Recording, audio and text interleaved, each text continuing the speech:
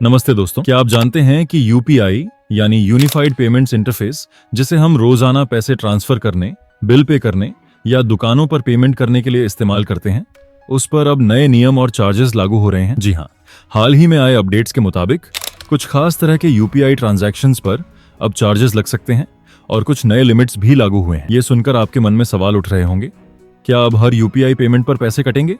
कितना चार्ज देना होगा?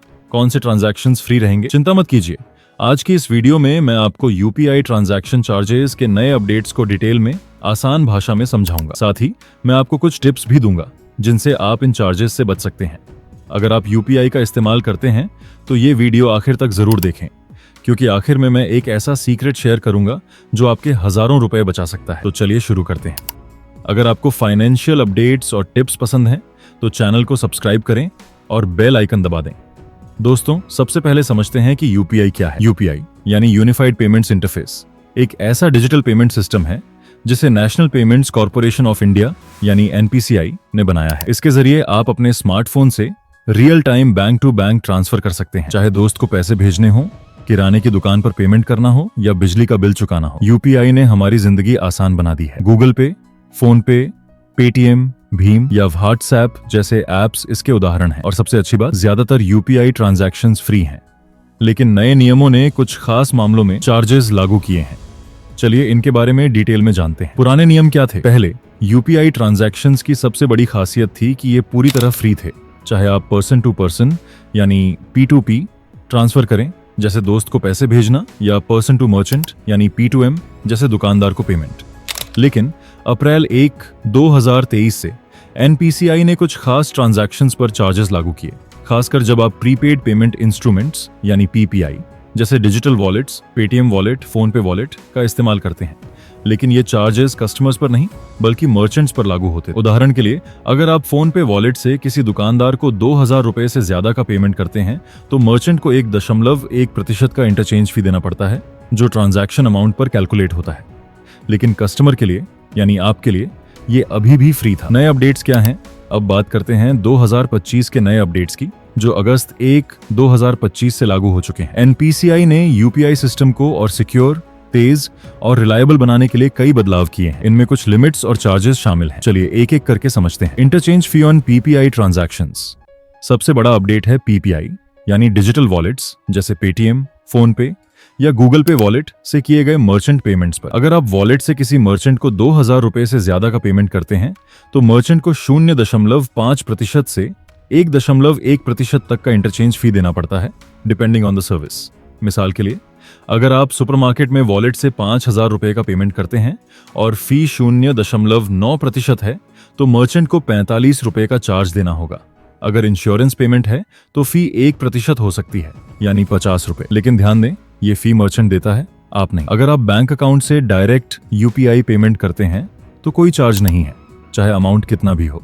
दोस्तों, एक और बड़ा अपडेट है कि कुछ बैंक जैसे आईसीआईसीआई बैंक ने अगस्त 1, 2025 से पेमेंट एग्रीगेटर्स जैसे फोन पे, गूगल पे और रेजर पे पर प्रोसेसिंग फी शुरू की है। अगर ये एग्रीगेटर्स आईसीआईसीआई बैंक में एस्क्रो अकाउंट रखते हैं तो प्रति ट्रांजैक्शन 2 बेसिस पॉइंट्स यानी 0.02% चार्ज होगा, जो अधिकतम 6 रुपए तक सीमित है।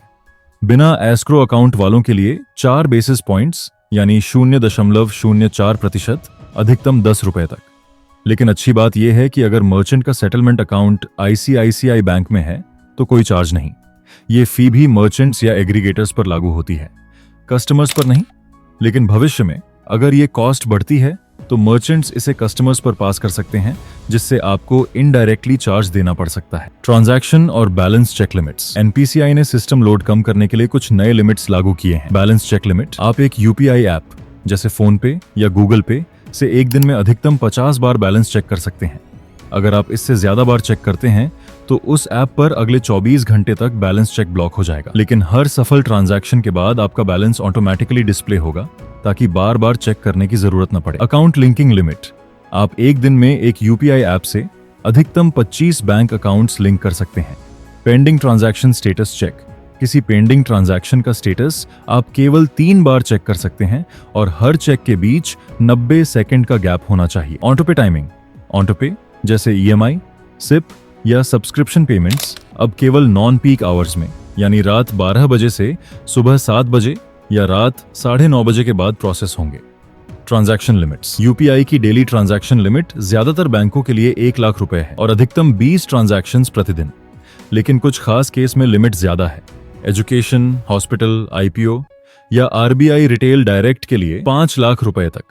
यूपीआई लाइट वॉलेट की लिमिट 5,000 रुपए प्रति ट्रांजैक्शन है और यूपीआई 123 पे के लिए 10,000 रुपए। कुछ बैंक जैसे आईडीएफसी मासिक लिमिट भी सेट करते हैं, जैसे 30 लाख रुपए। GST on UPI. दोस्तों, एक अफवाह थी कि यूपीआई ट्रांजैक्शंस पर 2,000 रुपए से ज्यादा के लिए 18% जीएसटी लगेगा, लेकिन सरकार ने अप्रैल 18, 2025 को साफ किया कि ये पूरी तरह गलत है। यूपीआई ट्रांजैक्शंस पर कोई जीएसटी नहीं है, चाहे P2P हो या P2M। लेकिन अगर पेमेंट एग्रीगेटर कोई प्लेटफॉर्म फी चार्ज करता है तो उस पर जीएसटी लागू हो सकता है। ये चार्जेस भारी क्यों हैं? दोस्तों, भले ही ये चार्जेस अभी मर्चेंट्स पर हैं, लेकिन अगर मर्चेंट्स इसे कस्टमर्स पर पास करते हैं तो छोटे मोटे पेमेंट्स भी महंगे हो सकते हैं।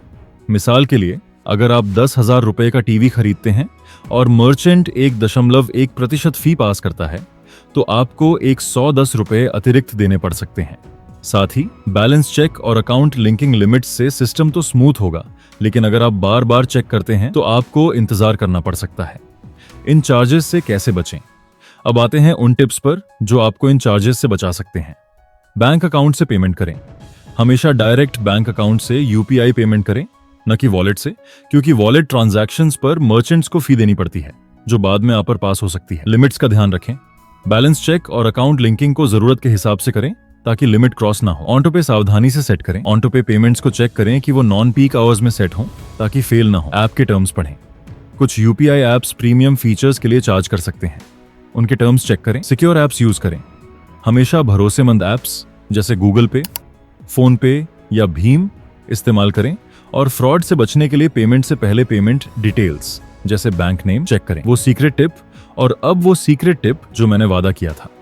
अगर आप छोटे मोटे पेमेंट्स करते हैं तो यूपीआई लाइट का इस्तेमाल करें। ये एक तरह का ऑन अ डिवाइस वॉलेट है जहां आप 5,000 रुपए तक स्टोर कर सकते हैं और छोटे ट्रांजैक्शंस बिना पिन के कर सकते हैं। इसमें कोई इंटरचेंज फी नहीं लगती और ये सुपर फास्ट है। इससे आप बार बार बैलेंस चेक करने की जरूरत से भी बच सकते हैं। दोस्तों, उम्मीद है ये डिटेल्ड जानकारी आपके काम आएगी और आप यूपीआई का इस्तेमाल और स्मार्टली कर पाएंगे। अगर आपको वीडियो पसंद आई तो लाइक करें, शेयर करें और कमेंट में बताएं कि आप यूपीआई का इस्तेमाल कितना करते हैं और क्या कभी चार्ज का सामना करना पड़ा।